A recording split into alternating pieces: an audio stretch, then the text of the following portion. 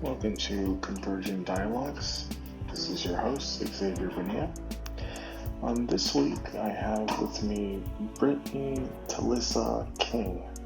She is a freelance writer, journalist, critic, and just overall brilliant thinker. In this podcast, we talk about a variety of issues and very important topics. We talk about Brittany's background in Black Lives Matter and her evolution and process engaging with a diversity of thinkers. We talk about her experience working with Ta-Nehisi Coates in our writing program and her experience with Coates. We talk about her beginnings of reading different Black writers and thinkers. We talk about why some Black writers are embraced by progressive culture and why others are not. We spent a good bit of time on the savior complex of white allyship. We also talk on the actionable differences between the civil rights movement and today's movement, use of pragmatic institutions to create change, some critiques of Coates and Kendi, and the role of individuality in its place within society, along with a host of other topics. She was quite pleasant to talk to and very affable and genial and just a wonderful, wonderful, wonderful person. I greatly enjoyed this conversation. I think we need to have more conversations like this on tough issues, and hopefully by both of our examples of trying to be fair to others and focus on the ideas, people will find some value in this and walk away with it very contemplative and thinking about their own ideas. So I bring you Brittany Talissa King. Okay, I am here with Brittany Talissa King. Thanks for coming on the podcast. I appreciate it. Of course. We have a lot of things to get into and talk about, so hopefully we can find some interesting ground here. So why don't we first just kind of start? Well, I'll start how I kind of came across you, and then you can tell me a little bit about your background, a little bit of your journey. So I read your article for Tablet, is it? I think it's on Tablet now, yeah? Yeah. On diversity of thought in the Black community. I loved it. I thought it was great. I shot you a message and said, this is fantastic. And, it's great that we're going to have the conversation. So that's how I know you. I've read a few of your other pieces as well. And I really like your perspective and your view of things. And so, it's going to be nice to have some dialogue about that. So why don't you just tell the viewers, some people, or listeners rather, some listeners may know some of your stuff or read your stuff, but for people that don't, just kind of give your potted biography. Oh, Lord. Where do I start? You want to know about me or like my writing? Either or. We could start with, I guess, your writing, what you're doing now, and then you can just kind of give me the brief version about you. Okay, so I guess what I'm doing now, so I just left Brooklyn, New York because of the pandemic. I'm here in Indiana with my family. I plan to move to New York next year. And right now I am working as a full-time freelance writer, journalist, reporter, cultural critic. I relaunched my podcast, American Shade, on YouTube. I started this podcast on WNYU 93.1 FM during my time as a graduate student at NYU. And I really dive deep into race and race relations, specifically between white and Black Americans. But prior to going to NYU, my writings focused on Black Lives Matter movement, the civil rights movement, and more focused on the change that we have not overcome yet as Black people. After graduating from NYU in criticism and cultural reporting, and then going on my own venture with critical thinking and realizing that I've got some stuff wrong, my interest still in race is there, but I've taken another route of getting to the issue of what is going on with the problems with the racial climate in America and why this problem, so to speak, has not been solved or reckoned with properly. And that is where I am right now, which birthed basically the Tablet magazine article, because I realized that I was part of the problem. My thinking was part of the problem prior, about 3 years ago. And I realized that one step is in order to get to the root of the problem, Black people need to be unbound and untied with thinking that they have to believe a certain way in order to be authentically Black, and that the words coon and anti-Black and Uncle Tom does nothing to any other race but us.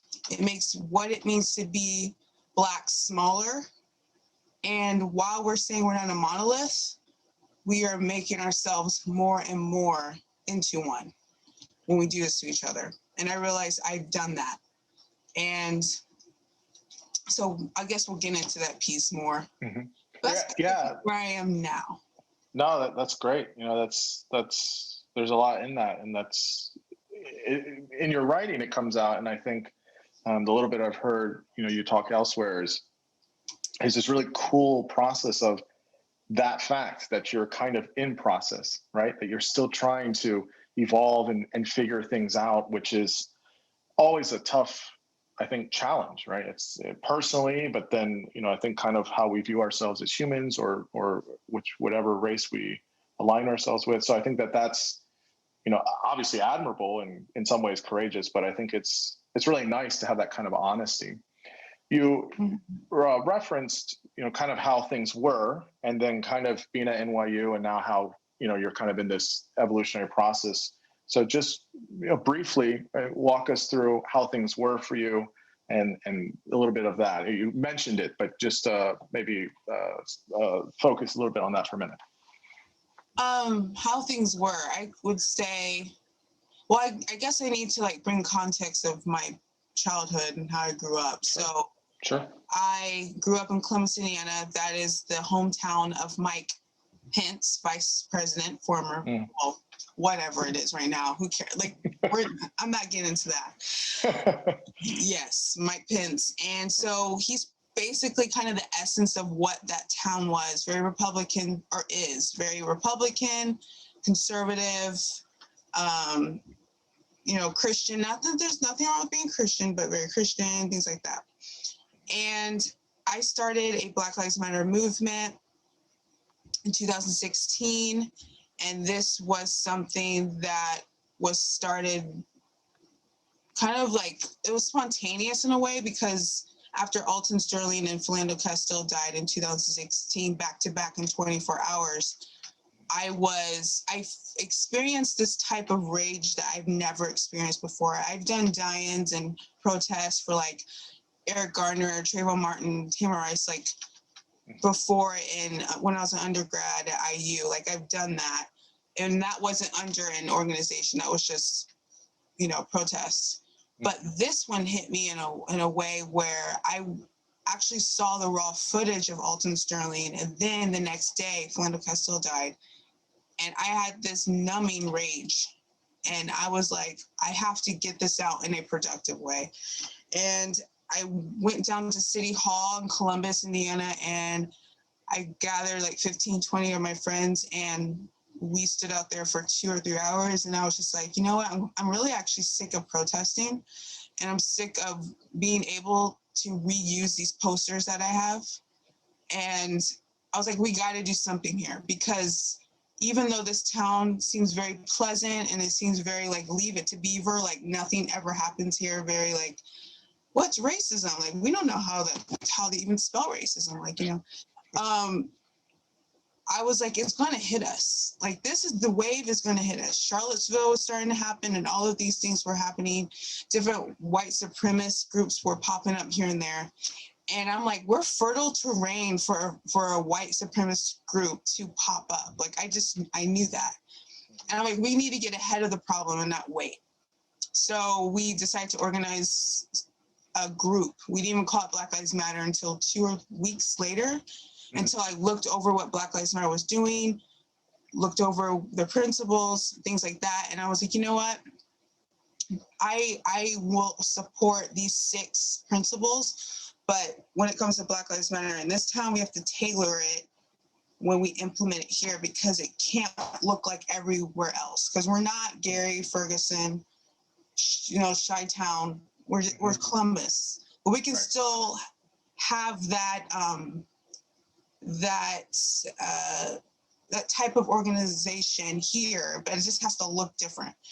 So we did it for 2 years, and toward the last year in 2018, like the last 6 months, I don't know if this is when BLM started to shift in a weird direction, but I remember I started to shift with how I was seeing BLM, because it wasn't necessarily Black Lives Matter. It was just that whole movement of let's end racism, and something about how everyone was doing it, or the majority of chapters and organizations were doing it, whether they're doing it under Black Lives Matter or not. I felt like something was off and something was missing. I felt off. I felt like I shouldn't feel like I have given something away. Like a part of me was kind of lost. Like it was weird. It was a weird feeling. It was like I should be feeling more optimistic, I guess, about where we're going, where we're heading. But I'm like, even when the events happen and 100 people come out, even when I get, all this so-called praise on, you're really like pushing the needle here. I did not feel it though. I was like, I don't think this is actual like permanent progression. I think this is just a temporary good feeling. We come to this protest, this feels great, we're good people. People leave, everything's the same. And why do you think that? Sorry, why do you think that feeling was there? I mean, by all measurements, right? I mean, I thought when you said in the beginning, I felt this kind of rage, I felt this anger. I wanted to use it productively. You certainly did, and you're doing the whole thing, and somehow it's not sticking. Why? Maybe you don't know, but I'm just asking. Why do you think it just at a certain point, all the praise and positive affirmation and like this is good work and all that, why was that, I guess, not enough for you?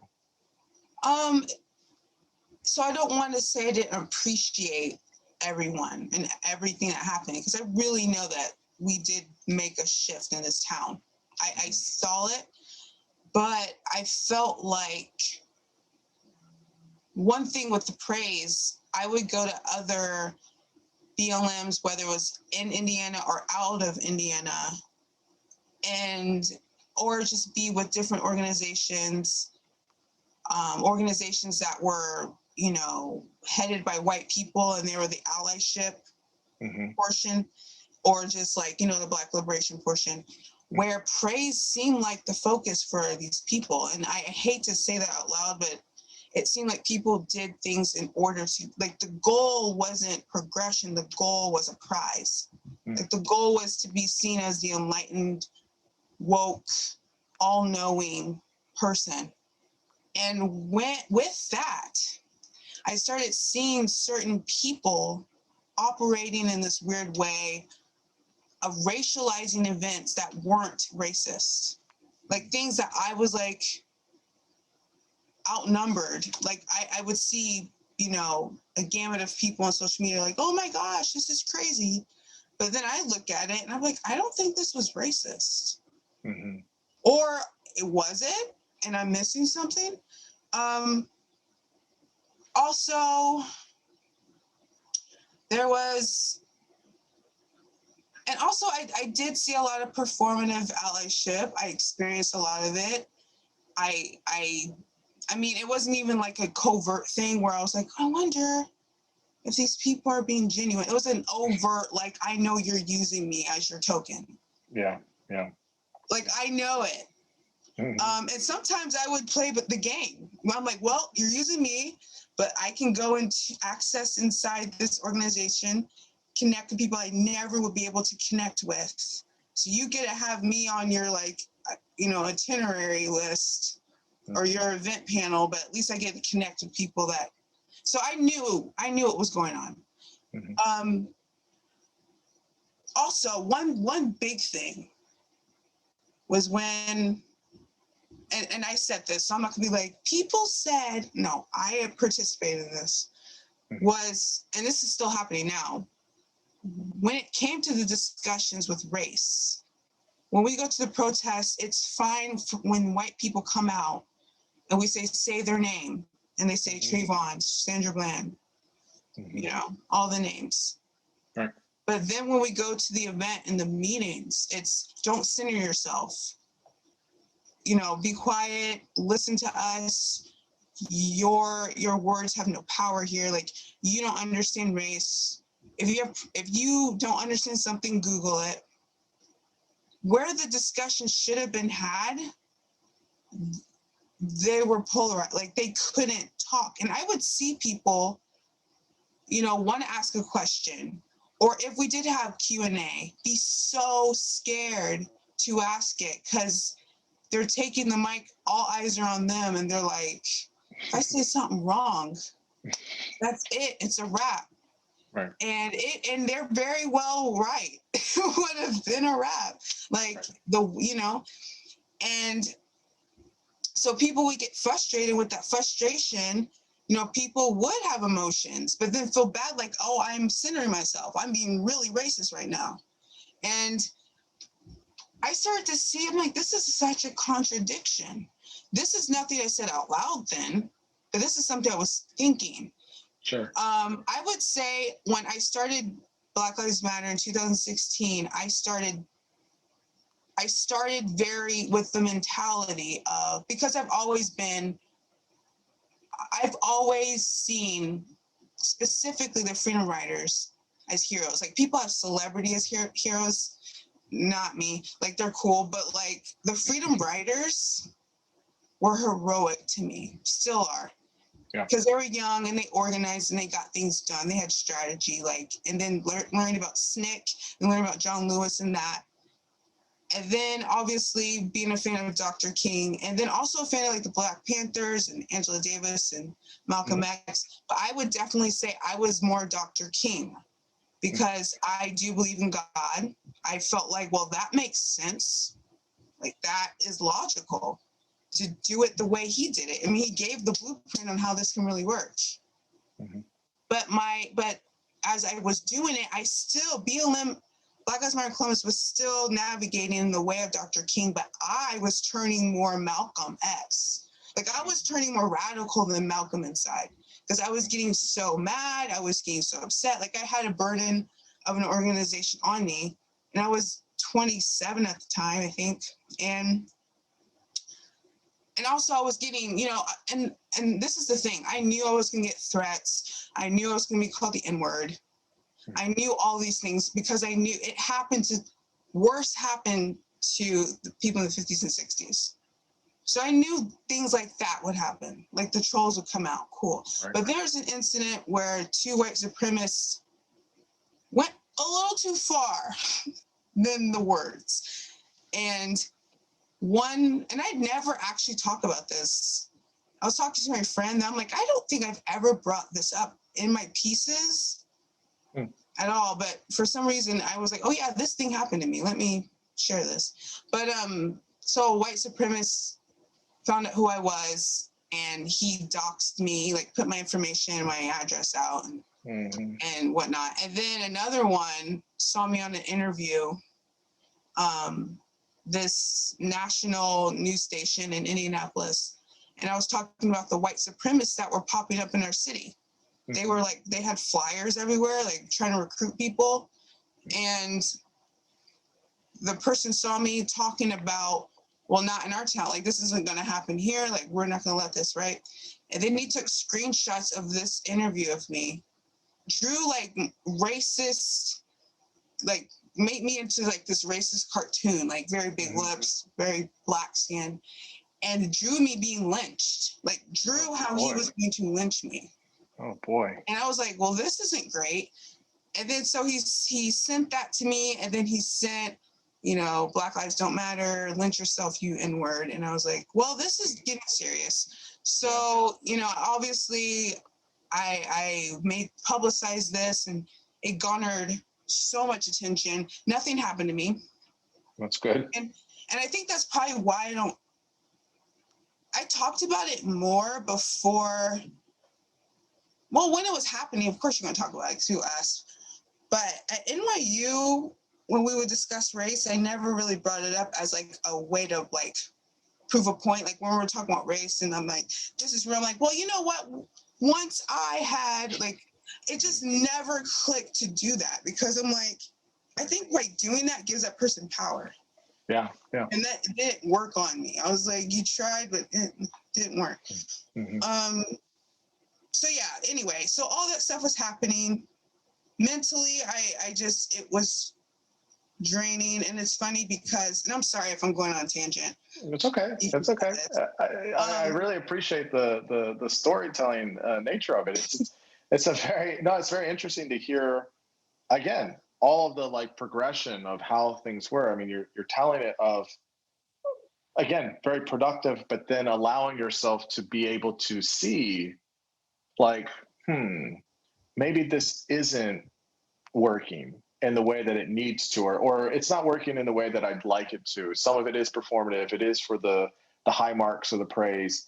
And at the end of the day, at least for yourself, you want something more than that. You want, maybe bigger change or something like that. And it sounds like it reached kind of a ceiling of sorts.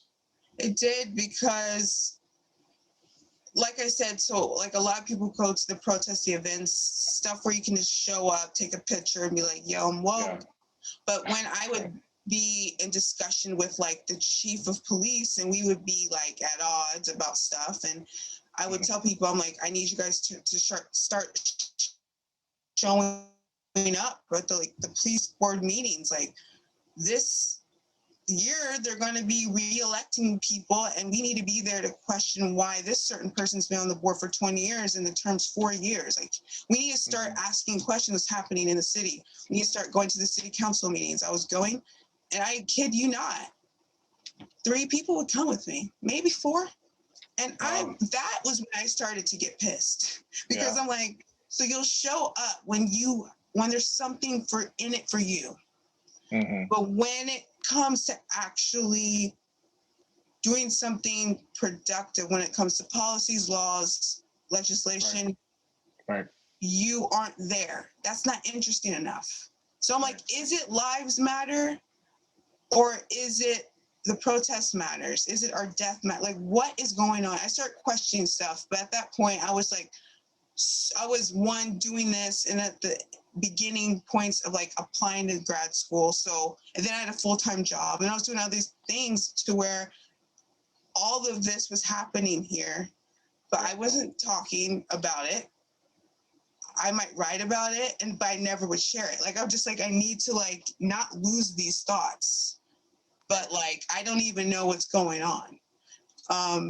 But I saw behind the scenes of stuff. And I actually think I was supposed to do Black Lives Matter 1, because I do feel like it did something. I really know it did. But it also gave me a good insider perspective to be able to have some type of weight to talk about what I do now.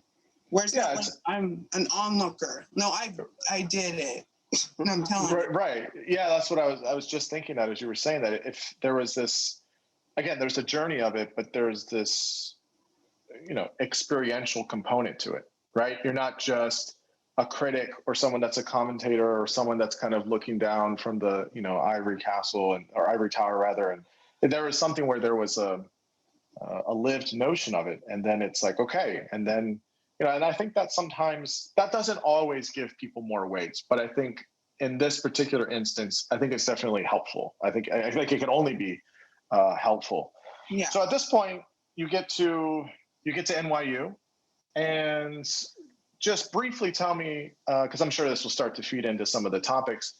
You don't have to give me the whole backstory, but you got affiliated with no, I've heard it before, and I know I don't want to spend too much time on other people, but I know you were affiliated with Coates and his writing program and all that stuff. Just give me the synopsis of that and what that was like, and then I think that will kind of bridge us into some of the different positions. Mm-hmm. So yeah, I studied under Coates, Ta-Nehisi Coates.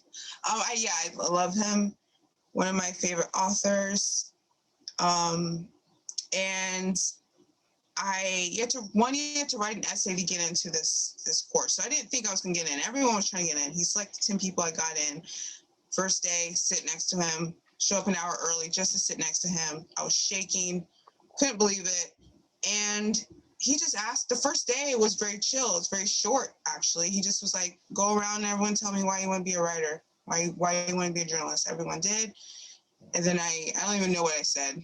I said something about, you inspire me, Black, between the world and me, but whatever. But one thing I thought was going to be like a main focus of the class, which it wasn't, which was actually kind of good, maybe, was I thought we were going to talk a lot about race, and we didn't. We talked a lot about the structure, the actual doing of writing and making it strong, like the one-on-one, like the foundation of it. Mm-hmm. And he brought in a lot of poetry, and he tried to show us how we make writing that literally sound good, like how music just has that hit. Like that needs to be in your writing. So after I took his class, and while I was taking his class, my writing completely transformed. And amazing person, very humble. No, that's great. I mean, obviously he's a big figure, I think, obviously in the Black community, but I think obviously in American culture and writing and such. That's a really special experience, and I think it's actually a really nice thing that he can be able to really influence on the writing. I mean, I recently just reread Between the World and Me, and I read it when it came out, and I have my own positions on it, but I went back and I reread it recently, and that was one thing I picked up on. I was like, wow, I kind of missed it the first time, but I was like, he's a damn good writer for sure. And I don't know, I saw the film on HBO this past weekend. I don't know if you caught it, but I did catch a little bit of that, and it was interesting. It was well done at the very least. Mm-hmm. So let's start with the tablet piece, and then we'll dive into a few other topics, which is you have this whole experience, right, in the past, let's call it plus or minus 5 years, and you have you've experienced many of these things, you've thought about many of these things, you have certain feelings about many of these things. And for those that don't know, I mean, I'll put the link in the description and stuff, but you wrote this piece basically contrasting different types of Black writers historically and currently. So Booker T. Washington, Coates, Ta-Nehisi Coates, who are the other two? I'm blanking. Du Bois, yeah, and Coleman Hughes, I think. Mm-hmm. Yeah. And your basic thesis, and you tell me, correct me if I'm wrong, your basic thesis is that all of these are relevant, all of these are important, and all of these voices are necessary. And it's not I think some people feel like they have to align with one or the other, right? And I think you kind of make reference to that, which is, if you're on Team Coates, or you're on Team Hughes, or you're on Team Kendi, or you're on Team Williams, and you can't, like what some of them offer or don't offer and all the rest. And I definitely want people to read it, but how can you explain how you see at the moment the importance of diversity of thoughts, and or if you want to sharpen it, diversity of Black thoughts in writing or in the current society? Yeah, I'll sharpen it down to Black thought. Okay. And obviously, just generally all thought, yeah, but Black thought specifically, because yes, there's one narrative in the Black thought that's believed to be representation of Black. And the reason why I harken back so far to like Du Bois and Booker T. Washington is because I needed the reader to understand where these so-called two houses of thought, the radical side or the liberal side, which would be the Coates, the Baldwin, the Du Bois, and then the more conservative side, which would be like Booker T. Washington, Coleman Hughes, Thomas Sowell. And where it is you're on the one side. It's a binary. You don't get to be a fan or truly believe Coates and then truly believe Hughes. Like, that is impossible because we have made it so that I'm not going to say that. Okay, so you can say what you want. I'm going to say, yes, I did that because, again, I was reflecting on myself. As I was doing this critical interrogation on myself, specifically after I graduated, and this was a process for it's about a year and a half or over whatever.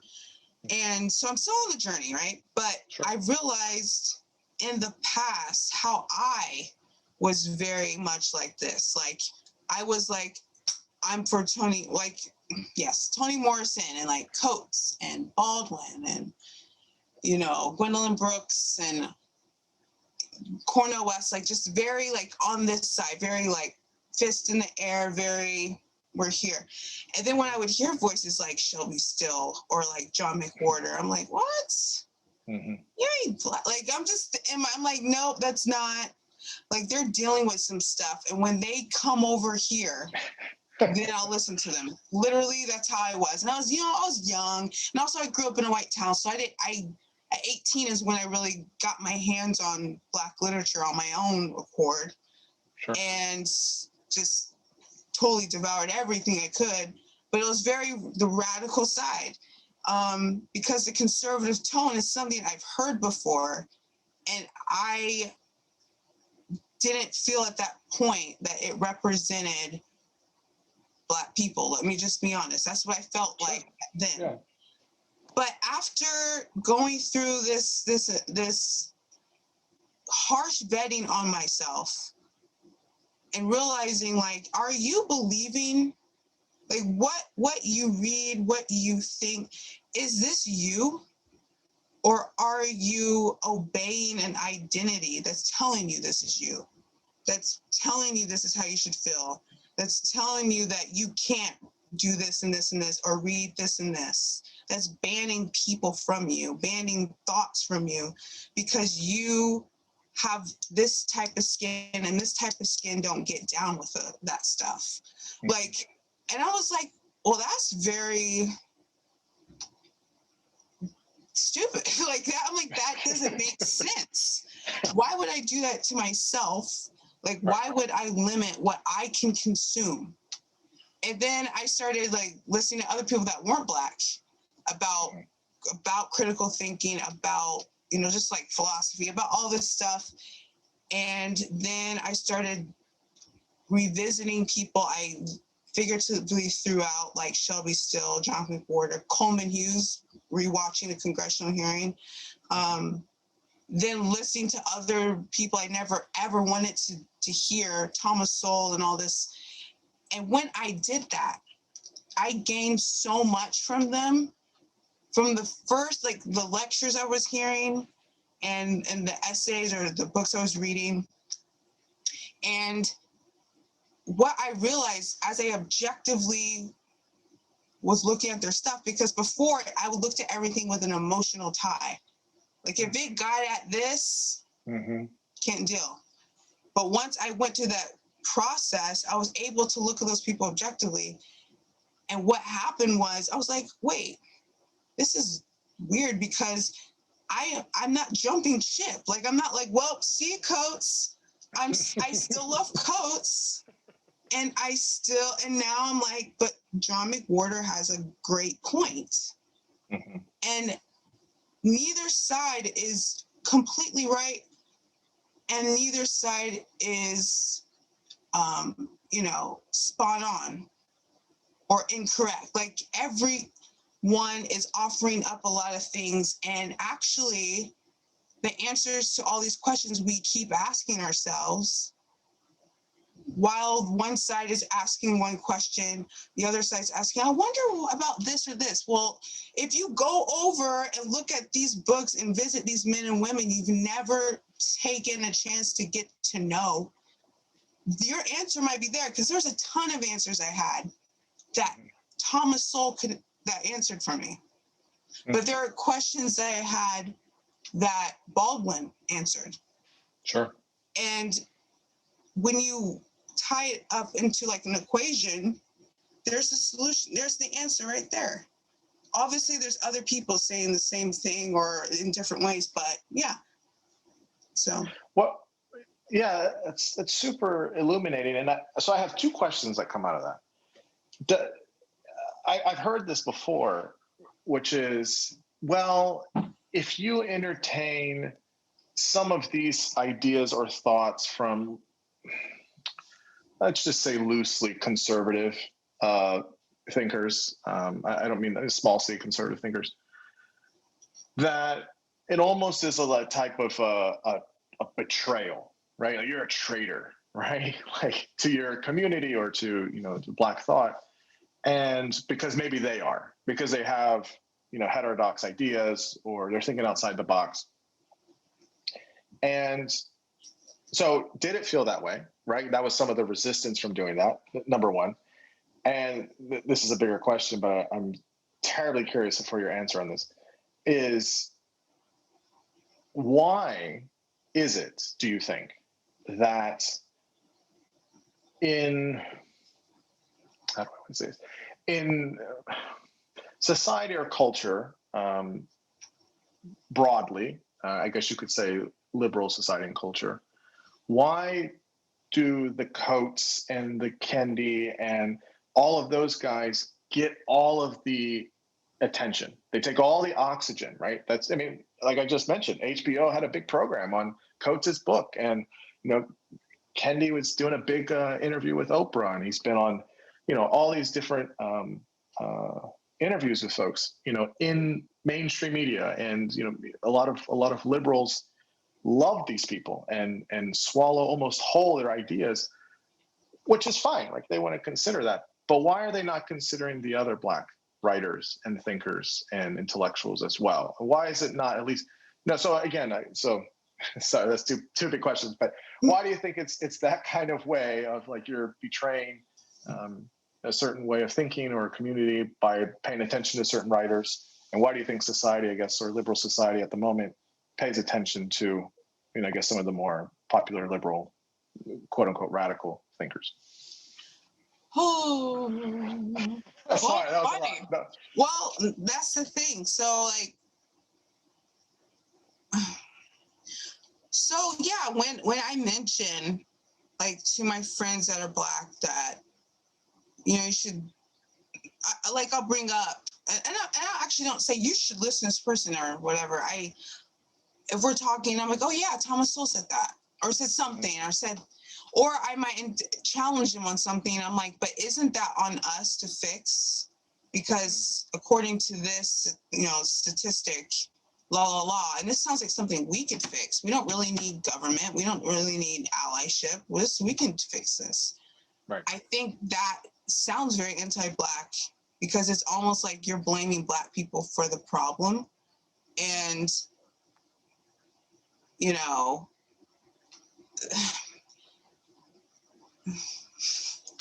okay, let me go with this. Let me go with why I hate, and I know people put Coates and Kendi together, and like, although I have to say Coates and Kendi to me are like not even the same. They are different. Coates would not be caught dead writing. I'm sorry. I don't know if Coates has endorsed Kendi, but I recently was talking to a friend, and he is I won't classify him as a conservative writer, but I wish I could say who it was, but not yet. That's okay. And he even said, like, I might have my qualms with Coates, but Coates is a beautiful writer. Like, he's objectively a good writer, and also I think he has integrity. He has integrity in a way where he wouldn't write what Kendi writes. What Kendi writes is very irresponsible, like beyond irresponsible. But what I think right now, why Kendi's so popular, is because we're in this new wave of America, specifically liberal white people progressives, whatever, who want to atone for their sins. And they want a way to do it. You know, I think for white people, and this is the thing, I think white people feel like the only way for them to atone for their sins, the white people that want to be allies or whatever, whether it's performative or not, they feel like they have to be crucified. They feel like that's the only way to justify their white skin, their privilege, being born not Black, is to constantly be crucified. And that is their way of showing, I am good. And not only that, but when they can do that and not complain and not cry and be there at the protest or whatever, buy a Kendi book and repost it on social. Like, I'm an anti-racist. Right. What happens is they then become enticed. I feel like they become enticed with that. I feel like you crucify yourself because you almost think you're this lowercase God and you're the only way that can save America, which subliminally makes you feel superior over the people you're trying to help, over the people you should feel guilty about being privileged over. And that is a different type of white supremacy. So, of course, a Kendi would make a white liberal happy because he's letting them be a white supremacist in a different type of jersey, a different type of uniform. Yeah, he's giving them a lane. He's almost like doing all of it for them and saying, like, here's exactly what you have to do. And if you do that, there you go. You're good. Right. And I wouldn't say a crucifixion. I would say, if we want to keep with the analogies, I would say it's this perpetual self-flagellation. That's just what it is. It's just all the time. And it comes to a point, I totally agree with what you're saying. It becomes this point where it's like, oh, well, look, see, I'm the white that is doing this. See all those other whites? They're not doing that. They're not doing that. Yeah. They're not doing that. And see, so that there's a certain level, right? Of they get a badge of.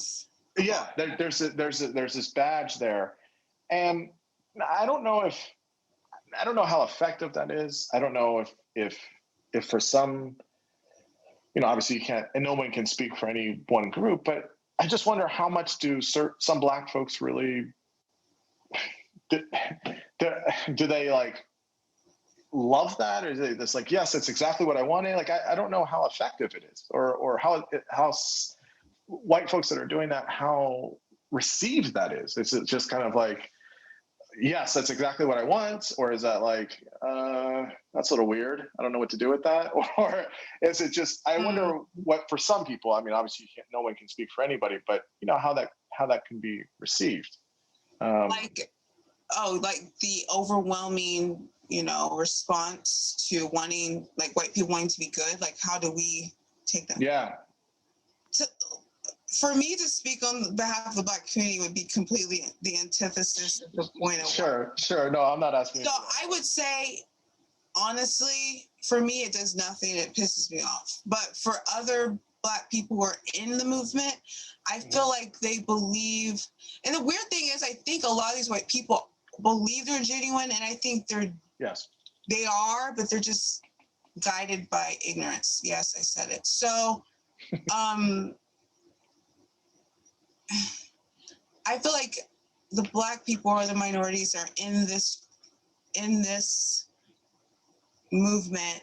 When they see this wave of white people, get overwhelmed with the fact that there's so many white people that want to help and do feel good about it. Like, I do think they're like, yes, this is exactly what we need. We need you to utilize your white privilege to amplify our voices that are oppressed. Good job. This is exactly what we need.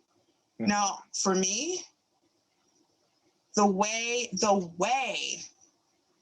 the movement has shifted into something I don't recognize anymore. It doesn't look like the one I signed up for in 2016, but right. What I see is a big flood of people ready to patronize me. I don't feel empowered when I see this movement because I feel like I can't decipher between who's doing it for like actual change and who's doing it for like clout currency, who's doing it for just like them. Like, I'm going to Black Lives Matter protests, so I feel good. This has nothing to do with Black people. This is about me. Mm-hmm. That's what I feel. I can't help but feel that because I've seen it. Like, I've seen it in front of me when I was organizing. And it looks vaguely familiar. And also, when I see these people tweeting or even messaging me, and I have to kind of like tell people like, okay, hold on. Or just like on Facebook or Instagram, I see the way they word stuff. I'm like, do they think we're children? Mm-hmm. Like, do they think we are not capable to live without them? Mm-hmm. Like, I'm like, the real grievance I have with this movement is I don't feel like they're holding their hand out to help Blacks specifically, like a peer. I feel like they are holding their hand down to pick up a baby to coddle. Yeah. Because they're just like, you poor thing. You've been born Black, and I have to be here and take on this burden to save you. And because no one else can. I'm white. I've been born in privilege. I have to be crucified on this cross for you. And I'm doing it for you. Right. That's what I feel. Yeah, it's an inverse for folks that are in this category, white folks that are in this category, it's an inverse of, to me, of the savior complex, right? It's maybe in one way a little more sophisticated. It's not as overt in some ways, to me, when I see all of it, it becomes one of those things where it's like, oh, we're there, kind of in a funny way, but it's like, there goes white people making it all about them again. It hijacks, something that's happening within a community that's fine. Like, it's fine to be supportive of that and all that, but I have seen it over the past couple of years really be hijacked into that. I'm sure you have certain opinions about, woke capitalism, and how now there is money to be made off of taking advantage of this stuff from certain companies. And it just, and that stuff becomes difficult, I think. But so, we have, pretty much full agreement on that. My question for you is, well, how does that get fixed? How do we not do that? How do we do it where it's, I guess in one way of looking at it is, what does true or effective or really helpful, if you want to use the term white allyship, what does that really look like? What should that look like? Or how should it be productive and healthy and empowering and, effective? Oh,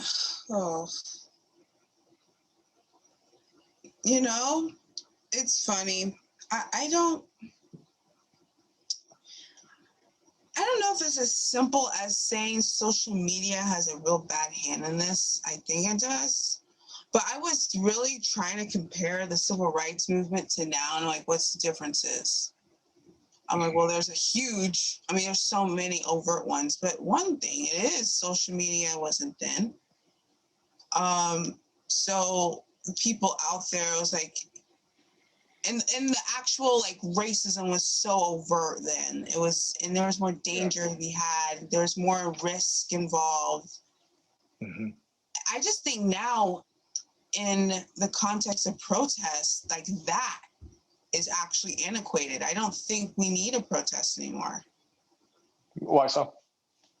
Because I feel like they protested in the streets during the 50s and 60s because they didn't have access to go to said city hall meetings, police board meetings, all of these things. They took to the streets because that was their like last resort. They didn't want to be out there with the dogs and being hosed down, but they knew like, well, this is the only way to get out the message that we want our rights as Americans. And Dr. King, being very smart, said not only is this our only way, but we can actually strategize. And, the horrific images of them being brutalized by the police and by dogs and by hoes coming at them and them seeing it and then them being like, oh, reliving that moment. But then King being like, yo, but if other people see this and they feel what we feel, and it's a stark like difference between what's happening. Like they're the violence over there and we're not. We're not violent. You see what's going on. We're marching peacefully and they're attacking us. Mm-hmm. And that's why a lot of white people then went to the civil rights to help King because of that type of strategy.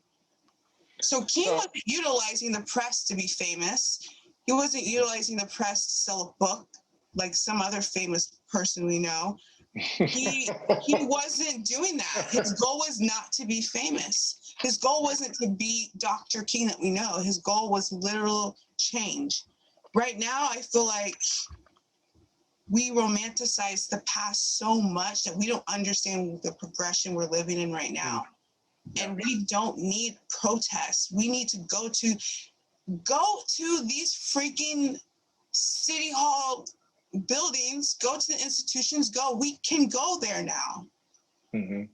And I told my friend this, I said, what if the next Black woman or Black man who dies, who's shot by a policeman, what if no one protested? What if instead we all, or whoever, the movement took their organization and what they're going to do underground, so to speak, like no one went to the streets, throw them off a little. They know you're going to go to the streets. It's not going to be like, I wonder what they're going to do. No, they have things boarded up, ready for you. Right. What if you don't go? How shook would they be?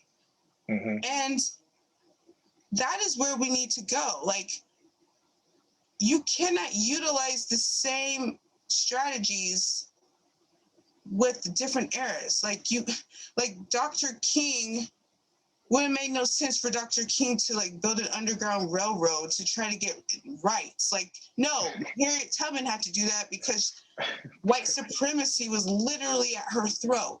Physical white supremacy whipping her. In the same way, Harriet Tubman couldn't be outside the plantation with poster board. I mean, they didn't have that, but you know what I mean? Like, she couldn't be out there like, let us be free. No, it was like, then they didn't have even access to voice anything outside the plantation. They would have been dead. Right. Just, oh, you're talking, slave, you're dead. But in the 50s, it was more like, we can get you with the police and the dog. We can't like kill you, but we can have an excuse to. Now, cut it, dude. Like, quit with this. People are just trying to me, I feel like, I can't say every organization because I'm not going to say that, because there has been chapters who have actually made legislation happen, like the Breonna Taylor law and things like that with protests. Sure. So I'm not going to be like, I know all, but just going with what I've read and what I've learned and what I've done, I think a lot of majority of people who do this work are waiting for their chance to be Dr. King, to be Malcolm X, to be Angela Davis. Mm-hmm. We have those people as evidence of what we can do. And we can be inspired by them, but you don't need to be them. Like, I really think people want to be them. Yeah, there is you said this kind of romanticizing, I would go maybe a little bit further. And some people, there's a type of fetishizing that happens where it's just like, and look, I mean, we all need heroes, right? We need people we look up to, we're inspired by. I wonder, I really liked what you said, because you're basically saying, use the time and what's going on in that moment in history and find ways to make effective change. For, Harriet Tubman was Underground Railroad. What Frederick Douglass did with the abolition movement was really important. You wouldn't do that in the 50s and 60s. Okay, there's a different thing. Protests, marches, sit-ins, that's okay for that time. And the criticism or the rebuttal I get when I ask people is like, people go to a protest, or, it feels like there's one every weekend. Like, people kind of just become desensitized to it after a while, where it's just like, oh, there's another one. And, that's it. And there's no message. Right. There's no unified message. It doesn't seem organized. And so it's one of those things where it's like, well, maybe exactly what you're saying. And the rebuttal I get is, well, it causes awareness, and it causes need for change, and it causes. And my response to that is, I don't think people need to know what's going on. I mean, we all get it. Like, we all know what's going on. Everyone's aware by now. Everyone knows now. Everyone knows. Everyone knows what racism is and white privilege. Like, we know. And what it looks like now, right? It looks different than it did 7 years ago. Yeah. And so I think you're right. And I wonder, it's different because of his position and different because of many things. But, I wonder in a way, if that's somewhat of what Obama was trying to do, was like, look, young people, use your space, use your voice, use your power to vote, be involved in your communities, be involved in town halls, in city councils, be involved and make that change. And to do that, and people have criticisms about Obama within the Black community and outside of it and all the rest. But I wonder if there's some variant of that where you can extract some of that and say, maybe that's what it is. Maybe that's a piece of it, of saying, use the moment, use what you have now to find ways to be effective. And, as president, he couldn't do that, right? He was an activist in chief, right? That's not who he was. He was president. But I think that's, and I don't think that's part of his nature and how he identifies, but that's part of that. I don't know. And so I agree with everything you're saying. I wonder how, in your kind of thought experiment, what that would look like. How would that look if people started doing that and started, saying like, hey, look, redlining, it is a horrible thing, but we have gerrymandering now, we have the voter ID laws. There's different things where in certain structures or systems, protests, I don't think are really going to make a difference for changing those things. I mean, there might be a utility to it, but there has to be ways of more effective ways in the current moment to try to make inroads, significant inroads. You were talking about Breonna Taylor law, like that. That's one kind of clear example, but more like that, more things like that. So I don't know. I wonder if there's anything that could be in that case, and if there's anything more specific that could happen in those ways with certain organizations or chapters or what have you. So what I would say about that, it's funny. I said this in another podcast, that my first vote that I was able to cast was for President Obama when I was 18. And honestly, I didn't think he'd win. This is 08? 08? 08, yeah. Yeah. I was graduating high school, and I'm like, I don't think he'll win, because I just was like, this is impossible for a Black man to win. And for me to vote for the first, it's not going to be that great. But when he won, I mean, I bawled, cried. I was crying. I was like, sure, yeah. We made it. Yes, we can. Oh, yes, we did. Like, I'm like, right. I had such an overwhelming pride, not just because because of being Black, but just like I really felt like America gets it. And maybe either we're overcoming, like, the famous gospel hymn, "We shall overcome." Like, maybe we're overcoming, or maybe this is kind of, we're on the hilltop. Like, maybe we have overcome. I was very optimistic then. Sure. And now I'm cynical optimistic. Let me just, I was very optimistic, but I felt like Obama then was very kind of like, I don't think he could overt, and I understand why he couldn't do it or felt like he couldn't, but I know he wants to be like, Black people, there's no excuse. Or Black, look where we've come. We were slaves, and now we're in the White House. Like, this is the freedom song. We overcame. Like, this is it. But he was very like, yes, we can, and like, in moral undertones being like, America, we're shifting. Like, we shifted. This is big. Like, we wanted to know, and he said, I don't know if he said verbatim this, if we want to know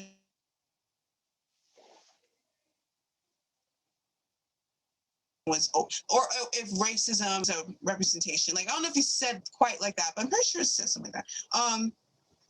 But then, after him, we have Trump, and then now we have Biden. But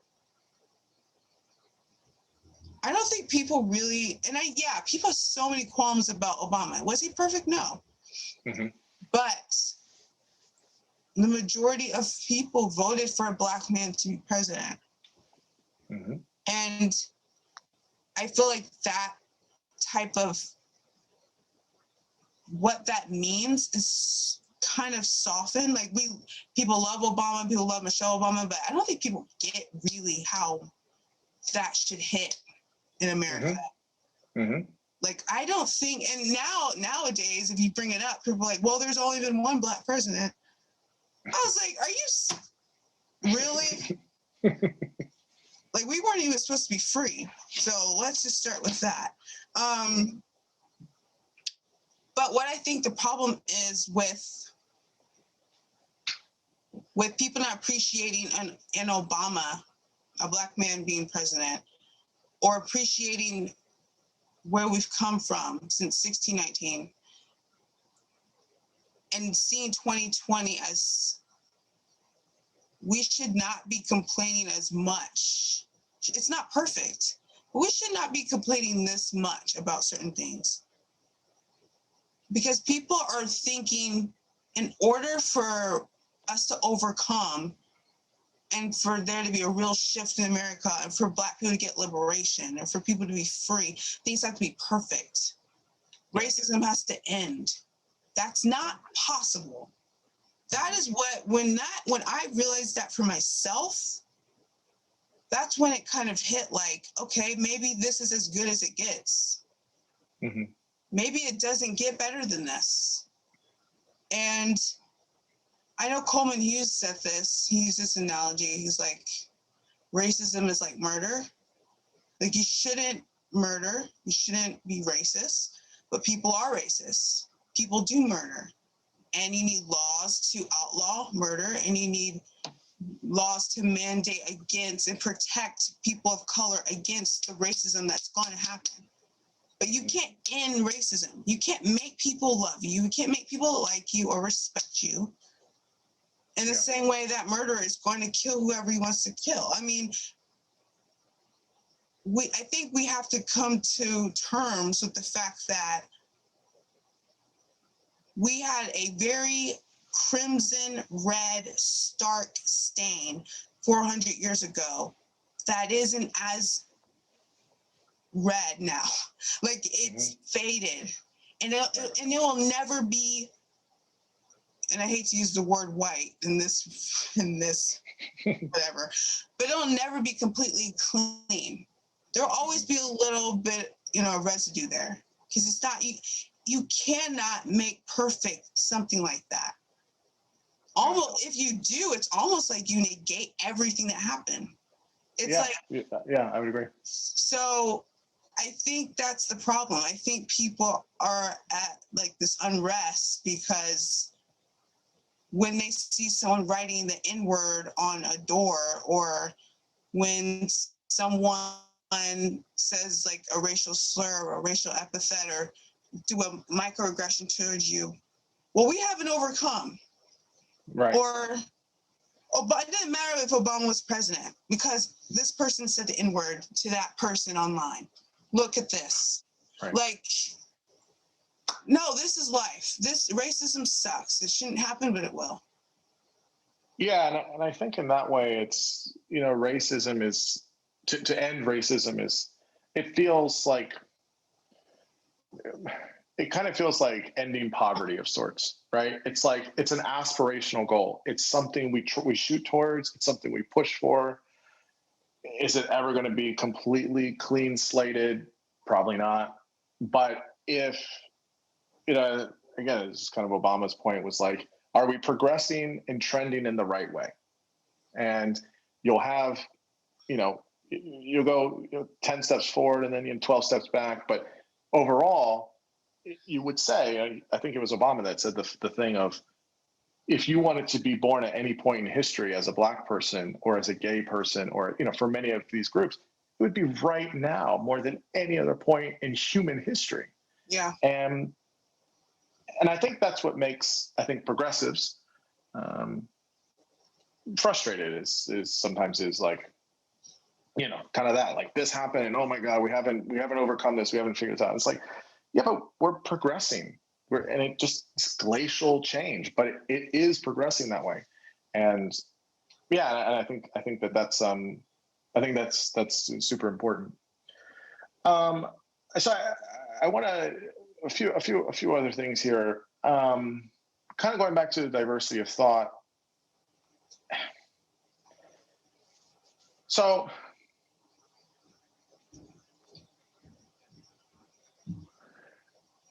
for me, I think that there's I question this all the time. So there's this kind of piece of things that goes on. It's a lot of it's online, but I think it filters out into media. And I think, common folk in Middle America probably don't spend as much time thinking about this stuff as maybe other people on the coast or on social media. But there is this kind of, again, tribalism that happens where you have the woke types and everyone that, all the people that they really admire, and then the anti-woke types, right? And, I kind of don't like either one of those terms, but, I'm using them kind of, as shorthand. And, is it fair to say that finding moderation or balance in saying, kind of like you had said earlier, look, there's things I like about Coates, there's things I don't like, there's things I like about Coleman, things I don't like. Like, is that, and all the rest, is that, valuable? So let me give you an example. The thing that it's like, it's a funny thing. You tell me what you think. So the one thing I like about Ta-Nehisi Coates is that he's from Baltimore, and I'm here in Maryland, and I grew up around Baltimore, and I grew up in PG County. That's where I grew up, and he writes it on the book, and I'm like, yeah, he's one of us. He's a Marylander. I like Marylanders, right? I found his book to be, at the same time, I have such conflict with it because it's like, I mean, it's not really written, you know, for me. I mean, I'm not Black, but just reading it it feels cynical. It feels, when I read it, it's cynical. And I'm like, yes, absolutely. That was his experience, right? And that's how he saw things. And the language he uses is really nice to describe that experience. But I always was left wanting of that, but that's not all it is. That's not all it is. And that's not all it has to be. And I think there's value in telling that story and that narrative. But I felt that that's all it kind of was. And maybe that's all he was trying to do, you know, but I always thought it was very cynical. And I always thought that some of the examples he gave was like, yes, you can see it that way. And if I was in his position, I probably would. But it might not be as one. And then he gives a very honest and, I think, description of what it's like to grow up in West Baltimore and, you know, rough sides of PG County, and, you know, and how he had a really nice experience at Howard. But then I thought about, and this is, I guess, one of my criticisms of him, was when he really 15, 16, when his book came out and everything, it sometimes felt like he was kind of talking for all Black folk, right? It sometimes felt that way. Maybe he wasn't trying to, but it sort of kind of felt that way. And I was like, well, what about Black folk that live in the Midwest, or they don't live in a city, or they live, you know, or, you know, what about that experience? And again, he's not trying to, I think, say he's sharing his experience, but I think that's fine. But I think many people people that I know, they either do one of two things with Coates. They love him and they adore him and they put him way up here on a pedestal.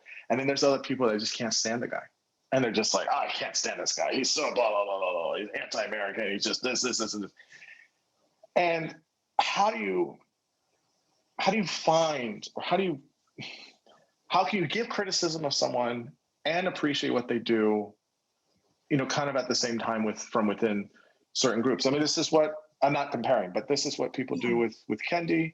You know, people do this. And listen, I do like Chatterton Williams. I do like him. And you know, he gets dragged on social media. He does. He gets dragged by everybody. And you know, maybe it's presentation or something, or maybe it's the fact that him and I are both mixed. I mean, I put that in my piece. It's just, he gets dragged. I apologize. I realized I was wrong for what.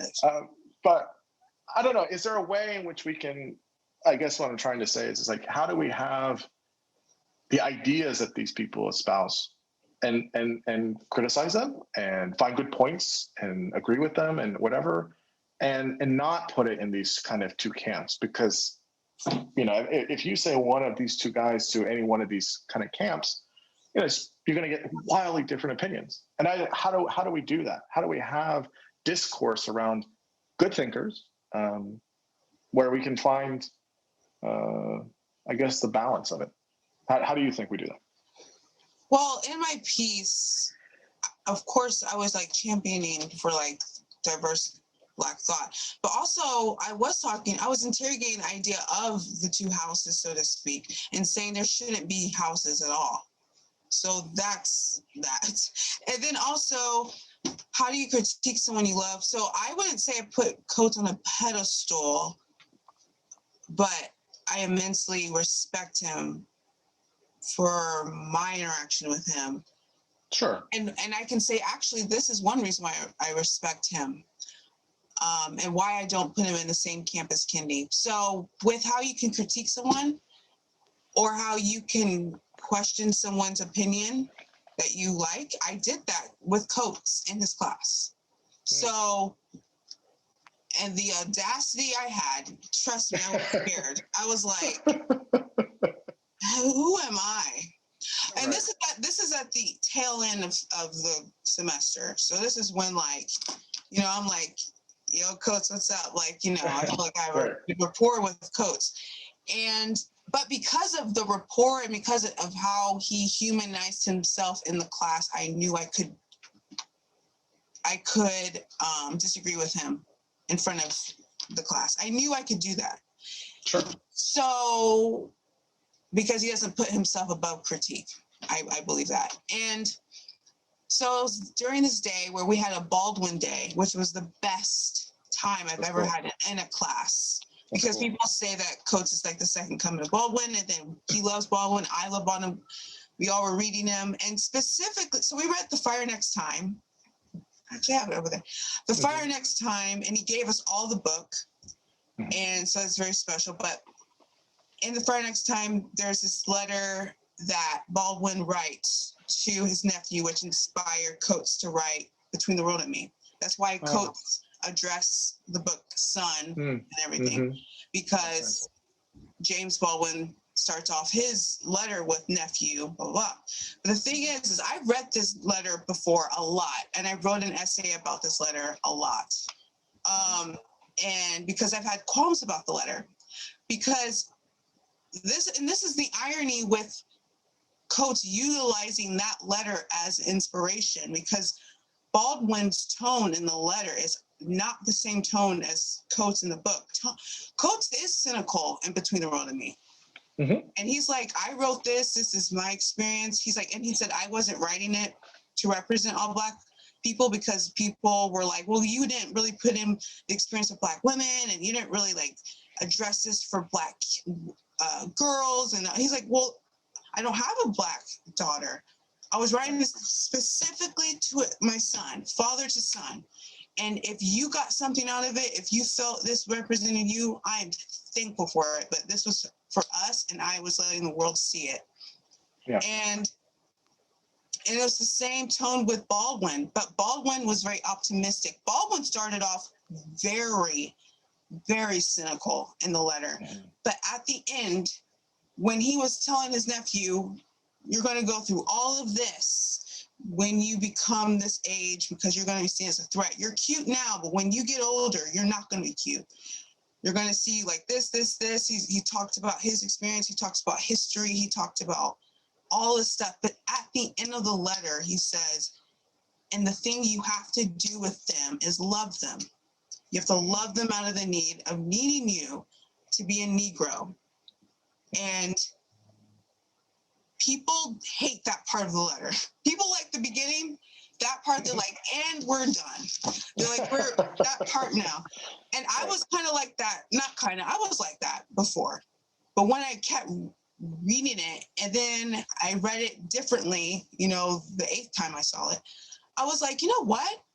Baldwin was not saying love them in a passive, submissive way. He was being very defiant and rebellious. I was like, he was like throwing them off their game. It was like strategy. It wasn't about, oh, I love you. It was like, no, I'm not going to fight you. You will not have an excuse to hate me. You're going to have to hate me because I am Black. You're going to have to realize that's why you hate me. It has nothing to do with my character. And I'm like that. So I wrote an essay about that letter. So when we read this letter in the class, and we all were talking about it, and he explicitly was like, beautiful, he's like, of course I love Baldwin, but this essay and this part I just can't grapple with. He's like, it's not the duty of Black people to love our oppressor out of their oppressing. Like, it's not our fault, it's not our duty. And in this class there was 4 other Black women besides me. So there's 5 Black women, 5 white people. And the white people weren't going to be like, no, they were just like, yeah, no, it has. But the Black women all agreed with Coates. And they weren't agreeing with Coates because they were like, he's Coates, I'm just going to say, yeah. Like, no, they gave a great analysis of why they felt, why they agreed with Coates and not really agreed with Baldwin. And then I was like, I would be such a chump if I don't say what I believe right now, because I wrote an essay about it. I believe what I believe. So I was like, Coates, I disagree. And everyone's like the record stops, like, woo. And he's like, okay. He's like, what's going on? So I told him, I'm like, I don't think so. I told him exactly what I told you. I don't think, Baldwin was being submissive. I don't think this is actually something that's weak. I actually think it's something that's just beyond. He's a rebel. He's being a rebel. And I was explaining it. And then I read a part of my essay to him. And he was like, and he just was like, And he was really taking it in, and we started talking about it. And so that was a moment of, I love this author. He's in front of me. I'm critiquing him, and no one left with scars. I mean, you can critique, and I guess it comes from, where are you coming from when you're critiquing? Are you trying to critique to embarrass someone, or trying to show your muscle, or are you really trying to be like, let's just do this discussion now? Like, we disagree on somebody, but let's just talk about it. I guess it's all about the intent of why you're critiquing that person. But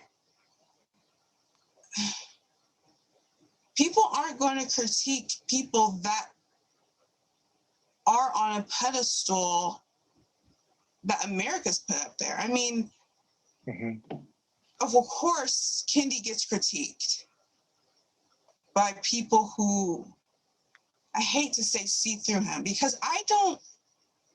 No, you said he was irresponsible. He's been, his philosophy is irresponsible. Anti-racist. You're either anti-racist and racist, and the way and other stuff he said is irresponsible. And the last piece that he wrote about America has two souls, which is the one that voted for Biden and then the racist, that's very irresponsible. Like, that is not, like, that whole essay, I'm like. Yeah, this is the Atlantic, right? Yeah, the Atlantic. Yeah. It was a mess. I'm sorry. It was, but I try to believe. Go ahead. Go ahead. I just try to believe, like, the best way for me to critique someone is to believe that they are being genuine. I can't come in it with, like, you are trying to be manipulative and I got to take you down. I got to, like, go at it where I'm like, this person means what they're saying. They're being genuine with it. And I have to critique it with a rational mind. Because if I go in there thinking, like, because what I'm going to do subliminally and subconsciously is be punching my way through the essay at them. I'm going to be trying to knock them down with my prose, and I can't do that.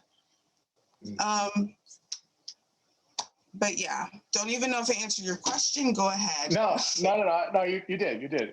I think it's complicated. I'll just say the thing about Kendi, because I reread his book recently as well, How to Be an Anti-Racist. And when I'm much like you, I think, in the sense that when I read something, I'm trying to read it for the ideas. And, so I'm a big fan, a big advocate of phenomenology, which is just this, how do we understand experiences, right? And how do we unveil or unravel what is within being itself? And that to me is super important. And so I try to put my biases or some of my filters, and, I hope I'm open-minded about things. And so, I've read enough of Kendi's stuff, and so I was just like, I don't know. There's a lot I don't agree with, and so I was like, well, let me read Open Mind again. So I read his book, and again recently, and it just was so frustrating because it was like,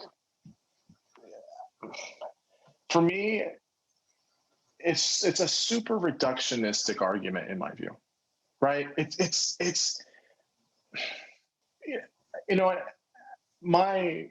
I do psychology, right? I'm a doctor in psychology and stuff. So, in studying psychological literature and, studying, philosophy and stuff, humans are super complicated.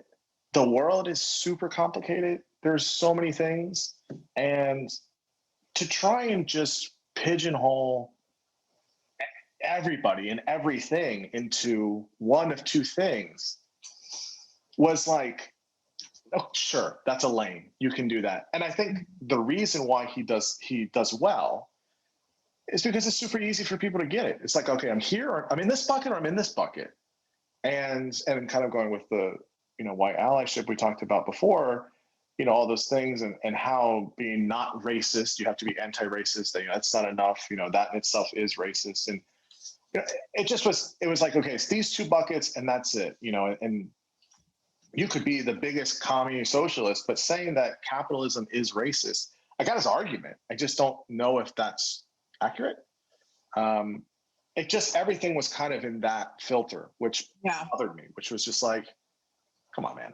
Like, the world's not that. If the world was that easy, it would be so much easier. Like, man, that would be so easy to do things. And that's why people like him. He's made it easy. Yeah, he's made it very, it's the Reader's Digest, Cliff Notes version of how to understand race relations, version of race and how we understand things. And I just think it's like, man, if only that was that easy, but it's really messy and complicated. And so I guess maybe one of the last things we can chat about here is, okay, in terms of, how do we handle this kind of race thing? How do we handle this question, this thing that people talk about all the time? And there's plenty of people like, that's their only lens. They just see everything through the lens of race. That's it. And you have folks that, and I think that's why he gets a lot of hate for it, Chatterton Williams, who is transcended race, right? He's or how does he say it? Beyond race. He's left race, all that stuff. And how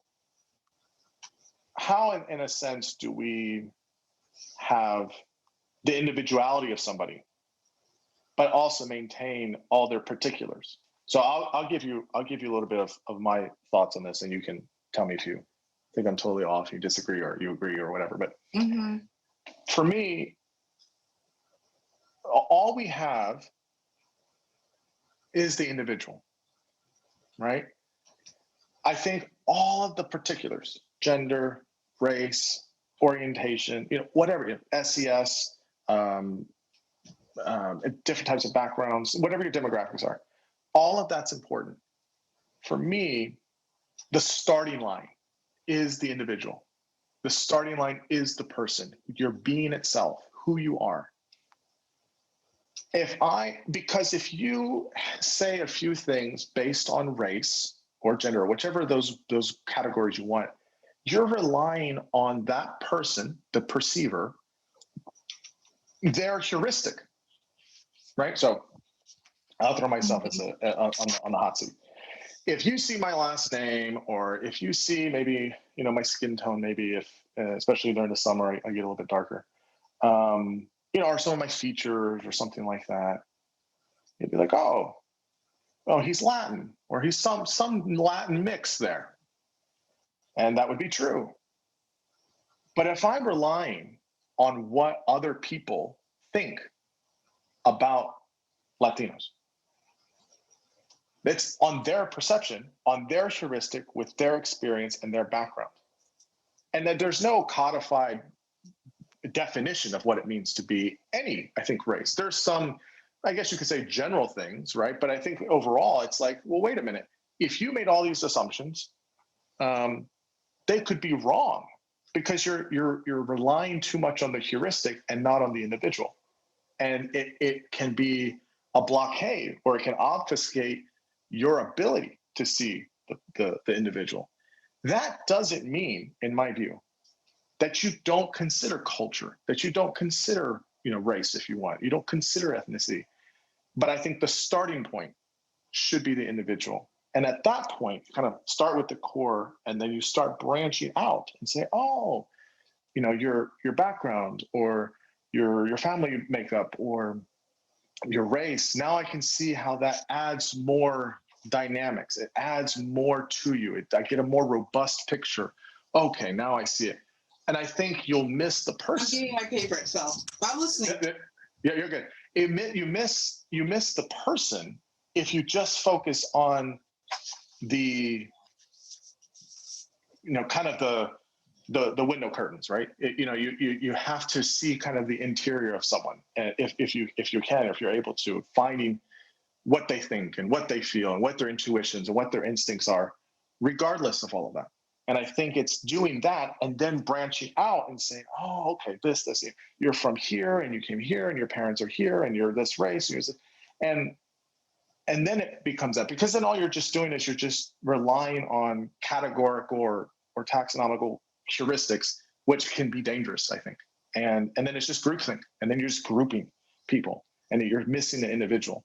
And so I think of it in this way with race and ethnicity, which is when I see someone, I'm not oblivious to the color of their skin or their features or maybe their name, or I notice it, right? I think the whole color blindness thing in some ways is, how it currently sits in society is a little silly, but I get it. I see it, but it's like, I want to know the person. And then I can understand a lot of those things about who they are, but I want the core of their being. And I don't want to just focus on, well, this is a Black woman. And there you go. Whatever I know about Black women, there it is. Maybe I'll understand a little bit about them or something. But if I just focus on the categorization first, it can really hinder or obstruct my ability to see the person. That's how I kind of see it. And so this kind of question of individuality versus kind of the other particulars of our categorization, how do you see that? And maybe you completely disagree with how I just framed it, but what are your thoughts? Wow, that's the most complicated question asked yet. Okay. Sorry. All I can say is not complicated. Like, I thoroughly understand what you're saying, but I don't know if there's like a clean answer to this. Mm-hmm. For me, I felt before this process of detaching myself from an assigned identity, if you will. Sure. I felt branching off and being an individual was to say, I don't want to be within the Black community. I don't want to be Black. Mm-hmm. It's like, I'm stepping away from this game. Have fun, guys. And that's actually one reason why I specifically had a qualm with Thomas Chatterton Williams, which I put in my piece, Free Black Thought, and then I see where I went wrong with that, with how I critiqued his say and not even his argument. So you can read that in Tablet Magazine. Yes. But this sense of betrayal, like, it's like, if one wants to be someone that thinks for themselves or be an individual, like if they announce that, Black people will then, Black people that, well, no, I have to say Black people. I have to generalize it. I feel like a majority of Black people feel like you're portraying the whole race, and we can't afford to lose anyone. Like, we need our voices. Yeah, we need our voices loud. This is how it felt for me. We need our voices as loud as possible. And by you stepping away, you're stepping away from more than right now. You're stepping away from history. Mm-hmm. Mm-hmm. And you can't be Black out there if you're not Black here. You can only be Black here. There is no Black there. And what I realized is that mentality is what they want us to think, what slave masters wanted us to think, that we could only live on the plantation, we can only live in the field or the house. Like, there was no world for us. We're their property. None of that is for you out there. And what I realized is when I branched out and detached myself from the racial identity, which is why I'll say I will detach myself from racial identity, the one that was assigned on me, the one that, the oppression that's attached, the stigma is attached. I can detach from that. But the ethnic identity, which is like the culture, like what Black people were able to cultivate despite that racial identity being attacked, like what we did to fight back against that despair, if you will. Mm-hmm. Like that, when I say I'm Black, that is what I mean. Like that, in that vessel of Blackness, I'm saying I'm Black because I am proud of, like, that I'm a part of. Mm-hmm. I represent that accomplishment. Like I represent my ancestor, that I'm a descendant from that, right? Mm-hmm. And it's honestly, I don't know if it's as simple as this, but I can only go by my experience and the experiences of other people, because a lot of these vocal voices that are the anti-wokes were once woke. Like Mm-hmm. a lot of these people once were deep in the trenches in this thought. Thomas Sowell is one, and he talks about it. Mm-hmm. And Coleman Hughes, you know, he talks about being a keyboard warrior, being for Trayvon Martin, and feeling like he was Trayvon with the hoodie, and then with me. But once you realize you're still chained, like there's still this type of weight on you when you don't acknowledge how much progression is right now, and that I get to be anything I want. I get to think any way I want. And that very thing that plagues the Black community that we do to ourselves is what slave masters tried to do to us. They tried to keep books and people and thoughts and critical thinking and all of this stuff away from us. They made it illegal. We die if we could do it. And I'm like, why am I holding myself into this corner of this is all I can be, when if I'm a citizen of this country, I get to be a part of everything. I don't have, like, I am me. And it comes down to choosing. It really does. But it's hard to say that because I can't act like the process for me was a year. Like it wasn't still. Like there's times where I still, you know, it's funny because, you know, you're like, people look through things like with race and that's all they see. Yes, my favorite sunglasses were race sunglasses. Like it's all I saw. Like anything that happened, like an unfortunate event or any barrier I went over, I'm like, the first thing I was like, this has to do because I'm Black. Sure.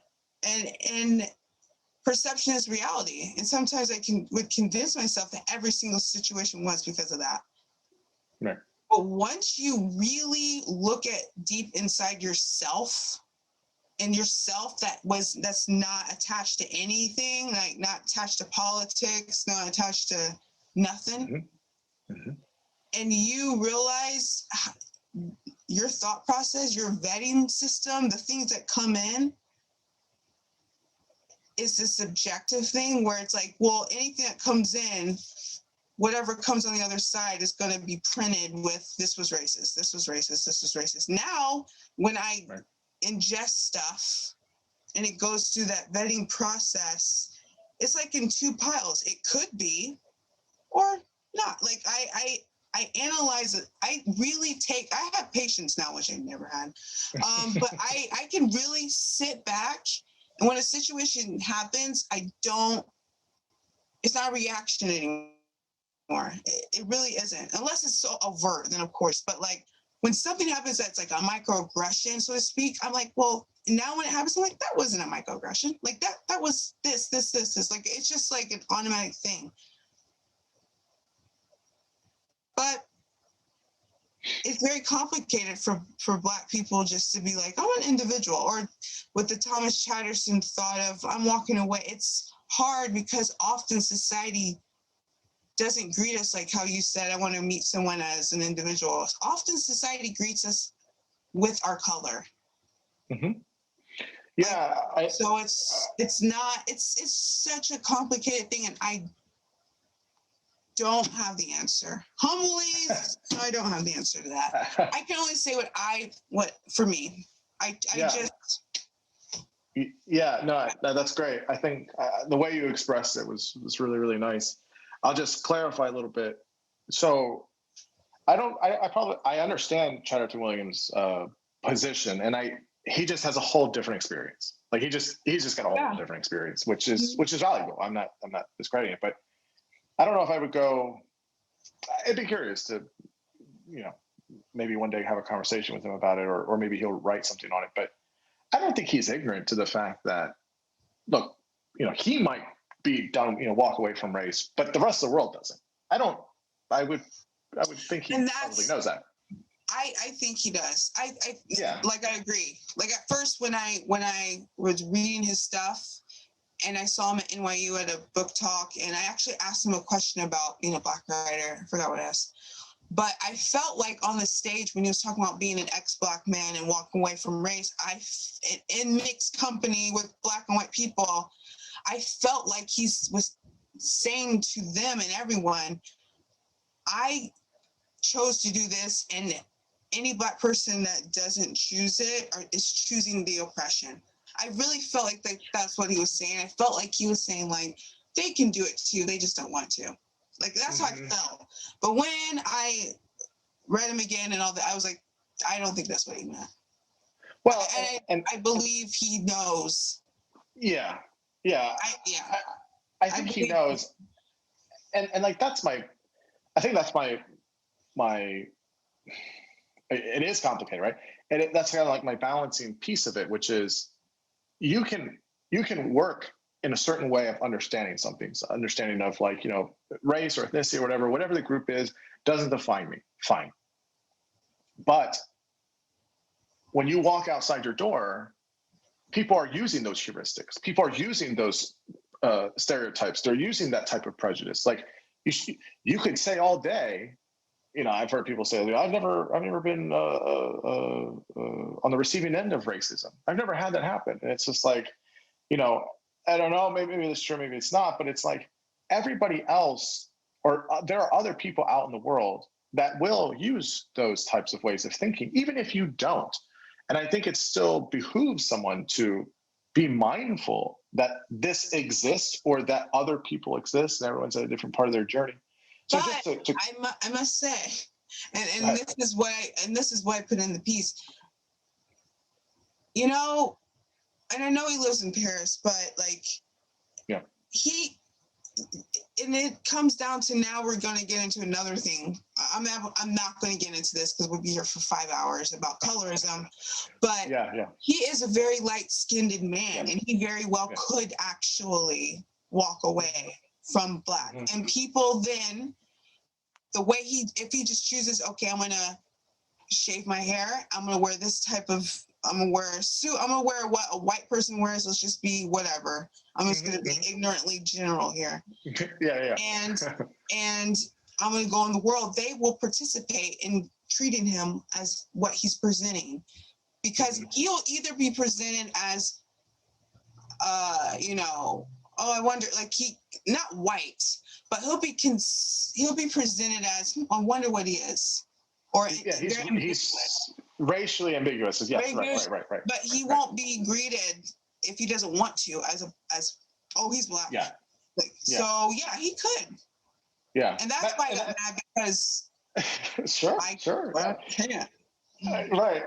I think I probably don't go maybe as far as he does, because for me, again, my clarifying point is, and some people have issues when I say it this way, but the starting point for me is the individual as best you can do it. But you also should incorporate and must incorporate all the other pieces as well, because that makes a part of who you are. I just don't think it should be the defining thing.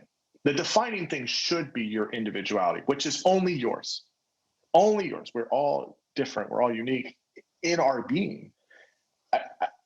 Being Black or being Latin or being Asian that's not unique in one way, right? That there's a bunch of people that are fit into that category, that group, or being a woman or being a man or whatever. What is unique, what is individualized is your being, the essence of your being. And then you filter it through your race, your gender, your orientation, your background, socioeconomic status, whatever. And you have all of that gives you a more robust picture.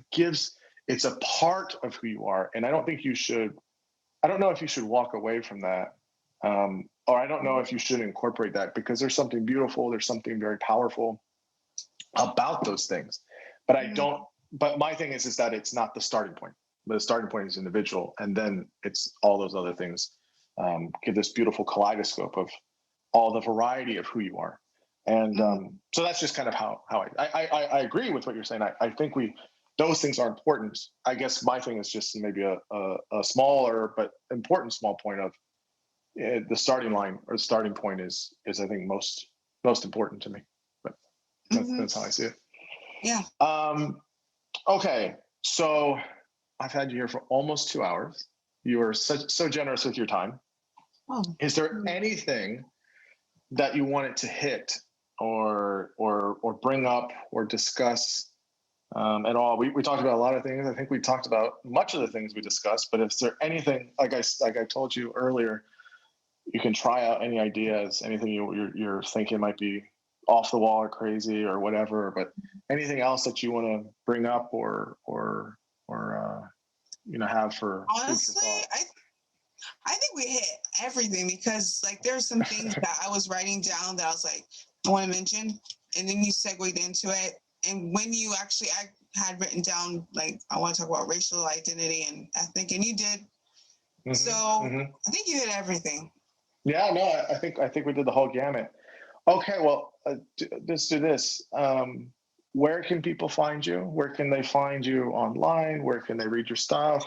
What's in the future? What's in the works for you? Kind of give us the to be continued piece of it. So you can find my podcast on YouTube, Spotify, American Shade with Brittany King. Also, I have a Medium page that's on my Twitter page, so you can go there. My Twitter handle is King Talissa, Talissa. Instagram is b.talissa, same spelling. And Facebook, find me there, Brittany Talissa King.